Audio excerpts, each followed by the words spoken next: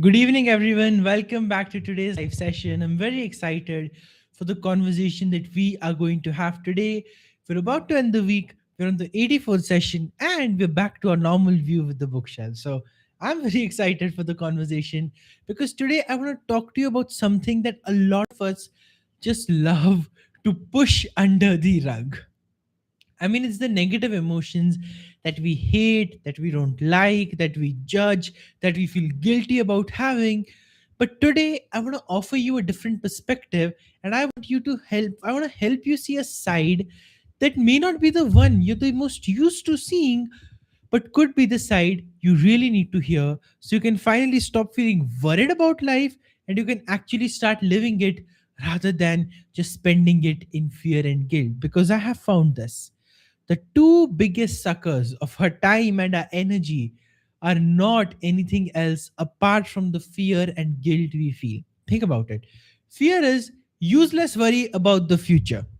Guilt is useless rumination over the past, and yet 90% of us are stuck in the cycle of fear and guilt, fear and guilt, fear and guilt, fear and guilt.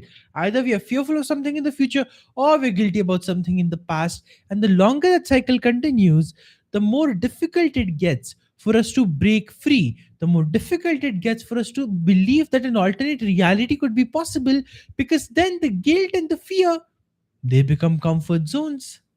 They become the familiar ones. They become the emotions that we resonate with and we are used to. But today, let's pose a different question, shall we? Let's ask ourselves, what are the fear and guilt here to teach us?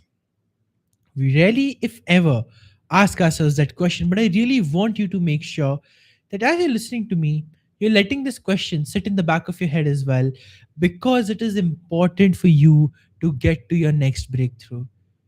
You see, let's look at guilt first for a second. Guilt is an emotion that's there to be a teacher of what not to do. That's the purpose of guilt. The moment you learn the lesson, the moment you're aware, the moment you know, wait, you know what? I really messed up in the past. I shouldn't have done that. Or I really hurt that person. I shouldn't have done that. You can go back in the past and change it, but you can learn from that moment. You can take that moment within, and you can ensure in future you don't repeat the same mistake with others. As long as you're able to do that, the purpose of guilt is solved. Now, the purpose of fear, on the other hand, if you have to analyze, is to prepare you and keep you safe. A lot of times we think of it as an unnecessary emotion. We think, why am I being so afraid? Why am I being so scared? We judge ourselves for it. I'm saying, let's drop the judgment. Let's embrace the purpose of the emotion instead. Because the very emotions you hate are the key required for you to get to your success. When you look at fear as preparation instead of something to get rid of, here's the amazing thing that happens: you allow your insecurities to guide you to get better. Hmm. Now, you didn't think that your insecurities could help you in that way, did you? But really think about it. If you're not insecure, if you're not fearful, if you're not feeling just a bit shaky in your confidence when you're doing something new, you're more likely to make mistakes, and you're more likely to make confident mistakes that you don't feel bad about either. Like, just imagine this. Imagine you're driving down a road. You have no idea how to drive. You've never been in a car before, but you saw a seminar on positive thinking. So now you're saying, I am not going to let fear interfere in my life. I am sure and I am ready to drive because I'm manifesting it. I'm going to get it. What you're manifesting is a crash. So here's my simple reasoning. Every negative emotion that we feel is there in our lives to fulfill a purpose, to serve us greatly, to show us some side of us that even we may not be aware of. And as long as we can learn the lesson, the emotion stops being a pattern that bothers us, and the emotion continues to be that passing teacher that we all require in our lives. So here's the first thing that I want you to understand: guilt and fear are useless. And I say that in the start because we never use them as teachers. We only use them as substitutes for action taking. Rather than doing something about the thing that we're feeling bad about in the past, we just keep feeling bad without doing anything to solve it or make it better.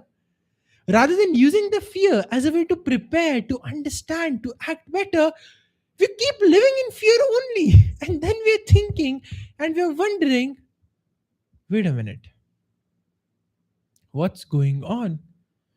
Why am I not moving forward? Why am I not growing in my life? Well, this is the reason. Rather than using your negative emotions as fuel for your progress in whatever area it might be, even the fact that you are feeling unloved, even the fact that you're feeling taken for granted is a sign. Where am I being unvalued in my relationships? Where do things need to change? Why is the suffocation there? What is it there to teach me? That maybe a relationship is not as good for me as I'm wanting it to be. Maybe what I want to desperately work out through, that's not meant to be. And all this irritation, all this unlovedness, all this taken for grantedness, all these fights, all these challenges in my relationships are here to teach me one lesson. And that one lesson is to learn how to prioritize myself, how to be with myself, how to be my own partner first. And the moment I learn that lesson, I get the partner that I deserve, I get the partner that I dream of. We never think that our negative emotions can be fuel, can be guides, can be signals. But think about it, they truly are. And that's why one of the things I love to believe in is pressure is privilege. A lot of times we hate pressure. We don't like overwhelm. We don't like to adjust to the reality that's there just because our comfort zones feels much better. But that is why the problem that happens is, in your mind you are like, I want something. Okay, you're manifesting a goal, you're manifesting a job, maybe you're manifesting a relationship. Whatever you want in your life, you're looking for it. You have set that goal, your eyes are on that. But you forgot to notice the fact that it is going to come with new changes, which are going to bring more pressure and add more responsibility in your life. And if you're not okay with that, you're not going to get the thing that you want. And so that is why so many people end up sabotaging their careers right when they are at the point of breakthrough.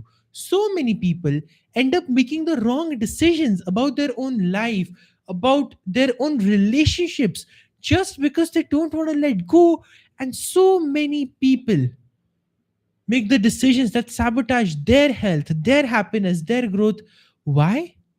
Because the other alternative feels too fearful, feels too scary, and all these other thoughts that hold us back because we are not willing to use our negative moments as a teacher. So when something becomes pressurizing, when a change becomes overwhelming, oh my god, I cannot do it.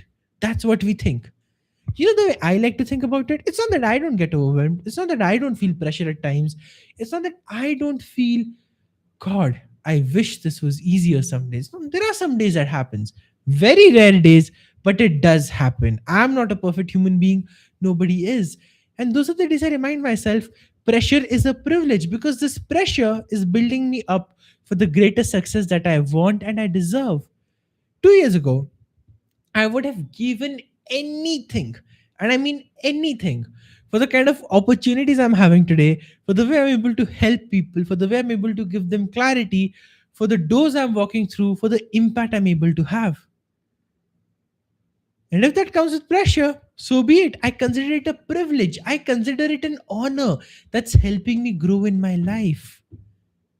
The discomfort that comes when we finally choose ourselves, when we finally choose the version of our life we want, I'm glad if that discomfort comes in your life. It's a sign you're finally making a change. If it feels comfortable, it's just more of the same disguised in the clothes of what you call a change, and then you get inconsistent, then you fall off, then you lie to yourself, then you justify things, and then you enter that whole cycle where rather than accepting the fact that it was okay to feel uncomfortable in the first place, you're subconsciously prioritizing your comfort while not realizing that you're sabotaging your growth and your success while you are doing that because you are afraid of embracing the emotion of discomfort, which is temporary, but which is also necessary. Understand this in life. We want to avoid so many things. But the truth is, we cannot avoid them because they are necessary. But the good news and the truth also is they're temporary. So, what's the point losing your sleep over a temporary phase you know you're going to get through? What's the point crying out and feeling like a victim when you know that even though your life is going hard right now, even though you're facing a lot of discomfort or challenges, it's time for you to listen to your body, to listen to your mind, rather than to judge the negative emotions in the first place and then feel even bad for having the negative emotions. It's that time for you to learn, to grow, to understand, to succeed. And that is why I say, make these negative emotions your friends. You come with them. All of us do. Rather than hating them, love them. Rather than judging them, get curious. Oh, why are you here? What are you trying to teach me? What am I missing that I cannot see yet that you're desperately trying to pull my attention to? Think of your negative emotions as a child, okay? If you're not paying attention to the child, what do you think the child is going to do? Pull at your attention from all the directions. If you keep ignoring your negative emotions, what they're going to do, and by ignoring, I don't mean feeling them, by the way. Let me clarify this first. If you are ignoring your negative emotions, even ranting and crying and self blaming and self hate and all this self pity stuff that we do, right? That's also a way to avoid the negative emotion. I know you're thinking, wait a minute. That's not avoidance. I'm feeling it. That's the problem. You are only feeling it. How are you acting upon it? The true measurement of going through a negative emotion or going through a negative situation is not about whether you are just feeling it. Feeling everybody can do. Everybody's always feeling. In our generation, in fact, I've noticed this in Gen Z most often. And I have the right to say this because I am Gen Z myself. I'm 19 years old right now. So it's not like I'm an uncle who's passing comments on about Gen Z. No, I've seen this in my friend circles. I've seen this in conversations. I've seen this show up in multiple coaching sessions that I've done. Unlike other generations, we are kind of in a competition. And the competition we are in is showing to each other who can be the bigger victim, who can be the sadder person, who needs more mental support, who needs more emotional support. So everybody around them can become a cushion of validity, attention, love, and support, just so the person continues to feel powerless and like a victim. We're in that competition as a generation. Everybody is fighting for, can I be a bigger victim than you? If you're crying about your breakup, I'll tell you about two of mine. If you're crying about how bad you messed up in your college, I'm going to tell you, yeah, so sad and it was so bad. So, the problem is not that crying or venting is bad. Again, the problem is we've made it a habit where there's no action, there's no growth, there's nothing improving. It's only crying and venting and crying and venting and feeling like a victim. What's the point? Seriously, what are we doing if we are just going out there to express our emotions under the name of expression, but after expressing them, we are only expressing them again and again and again and again without doing anything about them? That's not expressing the emotion or responding to the emotion. That's escaping from the illusion. That's escaping from the emotion through the illusion that you're addressing the emotion. I'm going to repeat that again. If you're just crying and venting with no action whatsoever and feeling like a victim, you are escaping the emotion under the illusion that you are addressing the emotion. But really addressing the emotion would mean, I'm okay to sit with the discomfort. I'm okay to sit with the sadness. I know this is only temporary. I know this is going to pass too. And even though that sounds like a cringy message, I know it is true that this too shall pass. And then you give yourself the strength and the courage and the resolve that I'm stronger than this. I know I'll make it happen. And I'm willing to embrace this. I'm willing to accept this. I'm willing to learn my lesson from this and then move on. Guilt is not going to be like a toxic ex that doesn't let you move on. No. Guilt has nothing to do with you in that way. Fear or discomfort or all these negative emotions that you either hate or that you either indulge in so much that they've become your habit and your only pattern. The problem that happens there is you never learn the lesson. You're just running away, either away from it by positive delusion or by feeling fearful of manifesting negative things, or by under the illusion that I'm addressing it by just feeling it again and again and again, but never doing anything about it. So create these reframes. Ask yourself, what is something that I can learn from this emotion? What is it here to teach me? How is it here to support me? And the moment you get those answers, implement them. Don't just sit on the sidelines. This is your life. Nobody's going to come and live it for you. May sound harsh, but this is ultimately true. This is your life. The question is, are you going to waste it away in the delusion that you're powerless? Are you going to reclaim your power back, allow your discomfort, accept those negative emotions, and let them fuel you with the lessons rather than holding you back just because you don't know how to deal with them? I hope today was helpful. I hope you got some new insights. And I want you to spend tonight and the weekend, if you'd like, thinking about this idea and asking yourself, where am I escaping from the negative emotions because I don't want to face them? And where can I actually accept that duality and ask myself, what is this here to teach me? And then I use that reframe that even when the negative emotion comes, it doesn't affect me as badly. It doesn't push me down the drain. It gives me the permission, the space, the thought, and the vision to create a better future for myself where I'm not the powerless one. I have all the power. Because trust me, you do. The question is, are you ready to believe in it now? Thank you so much for being here. I hope this was valuable for your time. And I'll see you once again on Monday. That is 8:30 p.m. IST. Bye. See you soon.